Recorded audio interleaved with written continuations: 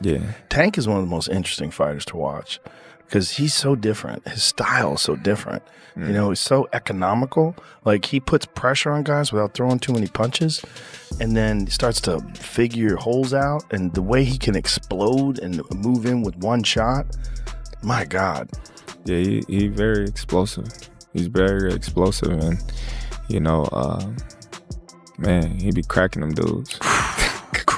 Hey, he be putting them to sleep. Just cracking people. Don't dub it on, yo. I'm not paying. Challenge.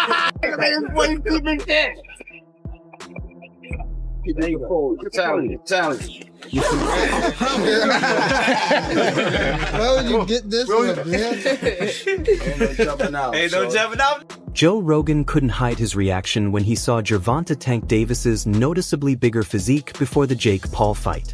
You could tell he was both impressed and curious, ready to analyze every detail the way only Rogan does. I'm a giant Gervonta fan. I think that guy's so unusual. Yeah. His style's so unusual, and it's like patience. Yes. Yeah. He finds these openings and he sees them, but he doesn't go after them right away. He waits for the right time. He's so patient. Right. Like, when you watch the early rounds of his fights, he's like at a world champions that are competing today at the highest level. He probably has the lowest punch count in the early rounds. Yeah. Because he just wait, but he also knows he's got that nuclear option that if he can crack you, most likely he's going to take you out. He's got massive confidence. On his podcast, Joe Rogan didn't hold back after checking out Gervonta Tank Davis's new training footage. He went, "Man, this dude looks like he's been built in a powerlifting lab," and he wasn't lying. Tank's shoulders are broad, his traps sit high, and his frame looks way thicker than it did before the Ryan Garcia fight. Rogan then went full analysis mode, breaking down how that added muscle could impact Tank's power, saying it might actually boost his explosiveness, punch speed, and hip torque instead of slowing him down. It's interesting, right? Like, you don't know whether someone's ever going to be able to figure that out or whether or not he's just going to keep cracking people. Yeah. You know, so it's part of the fun of watching it. I've talked to a lot of like real boxing purists. It's like, you can't rely on that style. Right. He's got to be busier. When he gets to the best guys, it's not going to work out. Like, well, we'll see. Yeah. We'll see, because there's so many good guys. The real highlight came when Joe Rogan compared Gervonta Tank Davis to a mini Mike Tyson powered by modern training science, saying he's built to explode, not just box. Rogan even took a playful shot at Jake Paul, joking that if Jake thinks this version of Tank is coming in to win on points, he's crazy. This guy's aiming to end it early. You could tell Rogan genuinely respects the grind and loves watching fighters evolve. And this new version of Davis feels like evolution at its peak. Not literally on steroids, but the kind of reinvention that proves a point.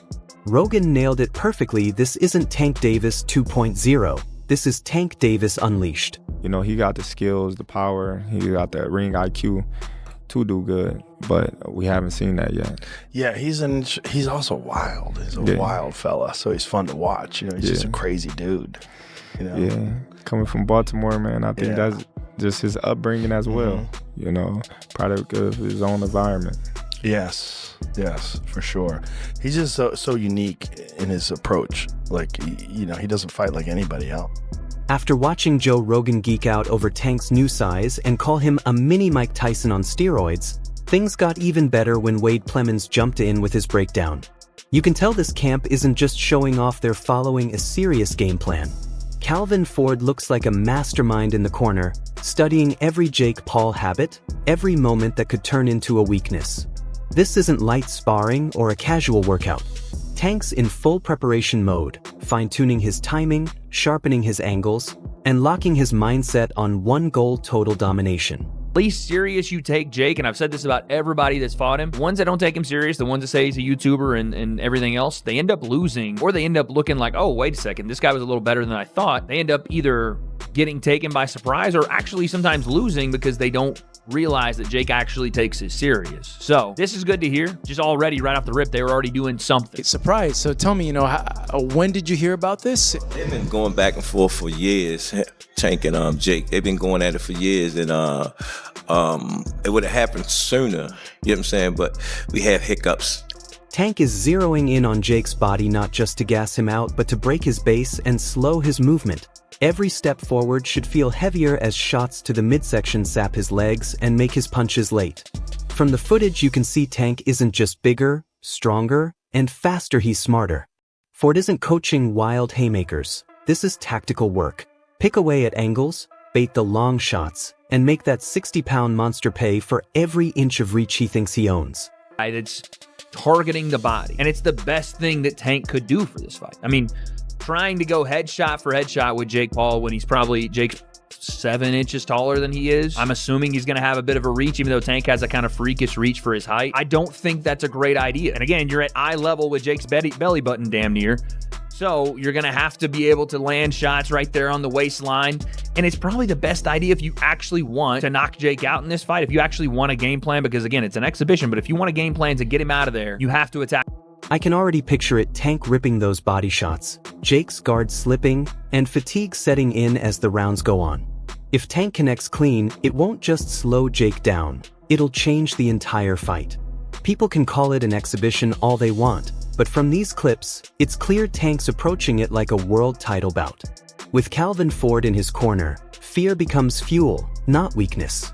This isn't Tank performing for Netflix, it's Tank preparing to take over, and he's ready to expose every flaw Jake's been hiding. Hard for Tank to actually knock Jake out. That's like 70-pound difference, 60-pound difference. That means something. And Jake's not some guy that's never thrown punches. He's a relative novice when it comes to, skill level that Tank has, but still, he knows how to protect himself. And again, his body structure allows for some mistakes to happen that he wouldn't have to pay for like he would if he was 135 pounds. Point being, I would be impressed, very, if Tank knocked him out cold or dropped. Just when Calvin Ford's blunt takes had everyone talking, Lamont Roach Sr. stepped in and dropped pure business heat on Gervonta Davis's career moves.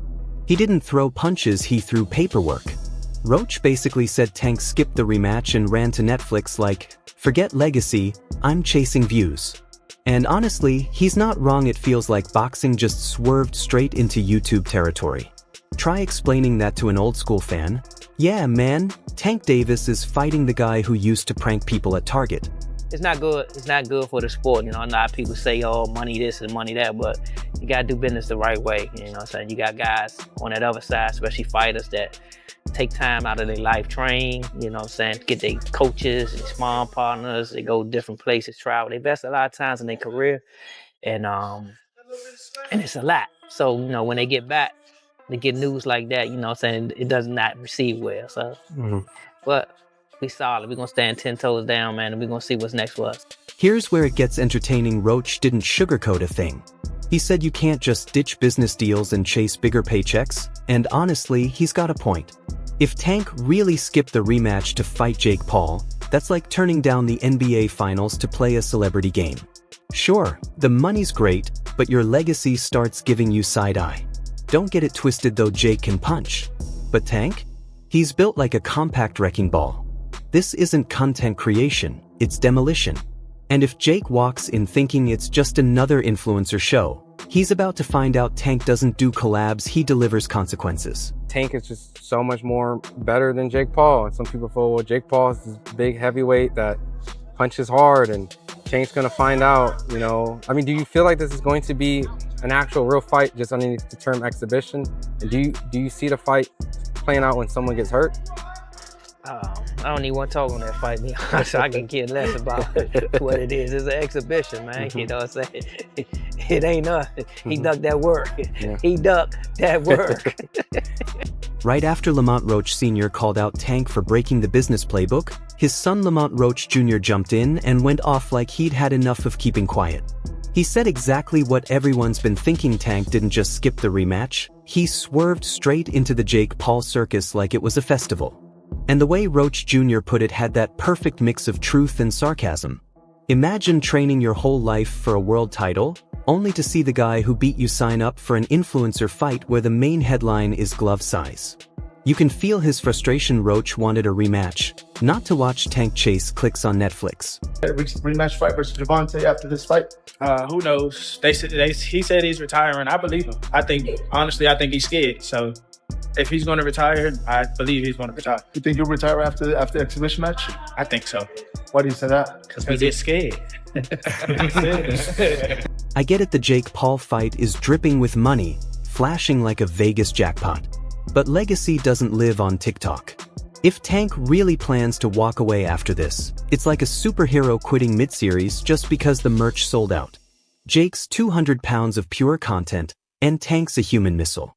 This fight's either going to end fast or go down as the smartest business move since Logan fought for clicks. Either way, boxing's officially gone from HBO storytelling to YouTube showbiz overnight. Still, you know we'll all be watching because when Tank Davis faces Jake Paul, something viral, brutal, and insanely expensive is bound to happen. Paul and Gervonta fight, the ounces on the gloves, 12 ounce, and then, you know, Calvin was asking to get the 10s. What do you think about that? And people who don't understand that. I'm not worried about that. I'm not worried about their fight per se. Like, I really don't care. I don't care about their fight. Here's the wild part: this fight feels more like a social experiment than a boxing match. You've got Jake Paul, the internet's chaos king, facing Gervonta Davis, a fighter molded in Baltimore's toughest gyms. It's influencer culture versus real fighter mentality, the algorithm taking on the art form. What's crazy is that both of them need this. Jake's chasing credibility, and Tank's chasing legacy beyond boxing's usual stage. It's two worlds colliding to see who breaks first. And here's the truth: if Tank lands clean, that's not just a knockout, it's a cultural reset, boxing taking the internet back. But if Jake survives and drags it into the late rounds, we might witness the rise of combat sports' most hated success story. Either way, this isn't just a fight, it's a battle for who owns the spotlight next. Paul is good enough where people say, oh, he's terrible. Jake Paul is not a world-class fighter. I don't care how a person feel about that. Fighters that started in their formative years, like we did, 8, 9, 10, we got too much time in. Jake will never catch up to that. He'll never catch up to that. We just got too much time. And there it is, one man chasing greatness, the other chasing validation, both risking everything that defines them. When those gloves meet, it won't just be a fight. It'll be the moment boxing decides if authenticity still beats the algorithm. Either Tank reminds the internet what real power looks like, or Jake delivers the biggest twist since McGregor versus Mayweather. So what do you think? Does Tank drop Jake faster than hotel Wi-Fi, or is Jake actually built to handle that Baltimore heat? Drop your thoughts below, debate it, roast it, defend it. And don't forget to like, share, and subscribe to Boxing Headquarters, where the talk is real, the takes are wild, and the filters don't exist. See you in the next one.